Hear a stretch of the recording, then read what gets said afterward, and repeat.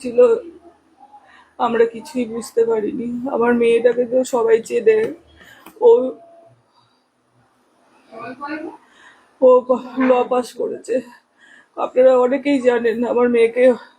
ও খুব ট্যালেন্টেড মেয়ে, খুব হাসি খুশি মেয়ে, পশু পাখি নিয়ে থাকে, ফ্যামিলিতে হাসি খুশি মেয়ে।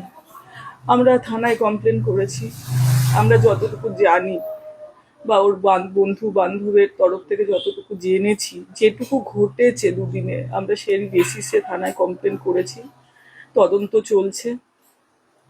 তবে আমার মেয়েটা চলে গেল, এটা হাজার হাজার লাখ লাখ মানুষ ওকে ভালোকে, ওকে এতটা মেন্টালি টর্চার করা হয়েছে, এতটা মেন্টালি টর্চার করা হয়েছে। কি অভিযোগ করেছেন থানা? কে অভিযোগ করেছে? না, থানায় কি অভিযোগ? থানায় আমরা ওর যে বয়ফ্রেন্ড, যার জন্য আমরা এখন আপাতত যেটাই ক্লু খুঁজে পাচ্ছি, কারণ আগের দিন রাতে ও ওদের বাড়িতে গেছিল এবং কাঁদতে কাঁদতে ফিরেছে। ওকে প্রচুর ভাবে হ্যারাস্ট করেছে এবং ওর বন্ধু বান্ধবের কাছ থেকে এখন যেগুলো আমি জানতে পারছি, যেটা ও কোনোদিন বলেনি। আমার বন্ধু হিসাবে থাকতো, কিন্তু এত বড় বড় কথা, এত কিছু লুকিয়ে গেছে। আজকে এমন কিছু ঘটেছিল ওদের বাড়িতে গিয়ে হয়তো, যার জন্য আমার মেয়ে স্টেপটা নিতে বাধ্য হয়েছে। পরবর্তীকালে আমরা ওর ফোন থেকে অনেক চ্যাট পেয়েছি, যেগুলোতে অনেক ক্লু পেয়েছি। আমি শুধু চাই আমার মেয়ের বিচার। আমরা পুলিশের উপর আস্থা আছে, প্রশাসনের উপর আস্থা আছে, যেটা সঠিক সেটাই যেন হয়। আপাতত তারা বাড়িতে কেউ নেই, পালিয়েছে। সে যদি দোষী না হতো তাহলে কেন পালাতো? সেটা একবার কতদিন ধরে সম্পর্ক ছিল মেয়ের? এটা এরকম কিছু জানতে পেরেছিলেন? আমরা সবাই মেনে নিয়েছিলাম বাড়ি থেকে, আমাদের ওদের বাড়ি থেকেও মেনে নিয়েছিল। তারপর ওদের সম্পর্ক, ছেলেটা ইগনোর করে, ওকে বিট্রেমি করে। 4 বছর ধরে সম্পর্ক ছিল।